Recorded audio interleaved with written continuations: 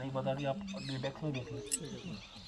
तो जिस स्थान पर अभी आए हैं ये गुलाल कुंड है, गांठोली ग्राम है। यहाँ पर ये जो जगह यहाँ बनाई है ये इस्कॉन वालों ने बनवाए हैं। जहाँ पर भी चैतन्य महाप्रभु जी गए हैं ना ब्रज में, वहाँ पर चैतन्य महाप्रभु जी के पाद पद्म स्थापित किए हैं। ये पाद पीठ स्थापित किया है महाप्रभु जी का। क्यों किया है उसका कारण है कि यहाँ पर लोगों को पता चले कि चैतन्य महाप्रभु जी का यहाँ पदार्पण हुआ था। अब यहाँ की लीला क्या है, महाप्रभु जी यहाँ क्यों आए थे। चैतन्य महाप्रभु जी जब प्रकट थे आज से 550 साल पहले, तो महाप्रभु जी वृंदावन आए थे। वृंदावन जब यात्रा करने आए थे, तब यहाँ पर जब आए थे तो महाप्रभु जी के मन में बहुत इच्छा हुई। जब गोवर्धन आए, गोवर्धन में आके राधा कुंड और श्याम कुंड का प्रकट्य चैतन्य महाप्रभु जी ने किया था।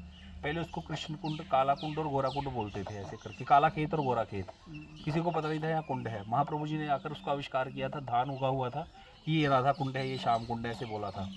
ऐसे करते करते महाप्रभु जी, चैतन्य महाप्रभु जी परिक्रमा कर रहे थे ना, ये बड़ी परिक्रमा, तो वहाँ ऊपर मंदिर आया श्रीनाथ जी का। प्रागट्य माधवेंद्रपुरी पाद जी के द्वारा तो हो चुका था, लेकिन वही बात थी कि भगवान तो चढ़ते नहीं थे। चैतन्य महाप्रभु ने आदेश दिया सबको, गोवर्धन को श्री कृष्ण का ही स्वरूप जानना, इसके ऊपर पैर नहीं रखने। तो महाप्रभु जी के मन में बहुत इच्छा आ गई कि मैं श्रीनाथ जी के दर्शन करता, लेकिन क्योंकि वो चढ़ना नहीं है तो इसीलिए नहीं चढ़े। अपने मन को ही अंदर ही मतलब इच्छा को बताया भी नहीं किसी को। श्रीनाथ जी तो एक ही है, ये तो कृष्ण ही तो है चैतन्य महाप्रभु। तो श्रीनाथ जी ने क्या किया, अफवाह फैलवा दी कि मंदिर में हमला होने वाला है, यमन आएंगे हमला करेंगे। तो उसी दिन ठाकुर जी को ले जाके यहाँ पे ले आए गाठोली में।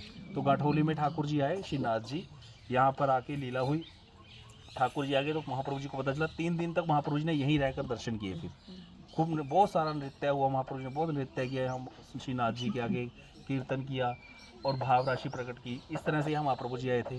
कृष्णकालीन समय में यहाँ क्या लीला हुई है, ये गुलाल कुंड नाम उसी से पड़ा है कि यहाँ पर सखियों के साथ वसंत ऋतु में यहाँ पर गुलाल खेलते हैं कृष्ण गोपियों के साथ। और यहाँ कृष्ण के ऊपर जब राधा जी दिखाई हुई है वह लीला कि कृष्ण तो पिचकारी भर के अभी मारने वाले थे, और राधा जी ने जो कमोरी में भर करके मार भी दिया कृष्ण के ऊपर गुलाल।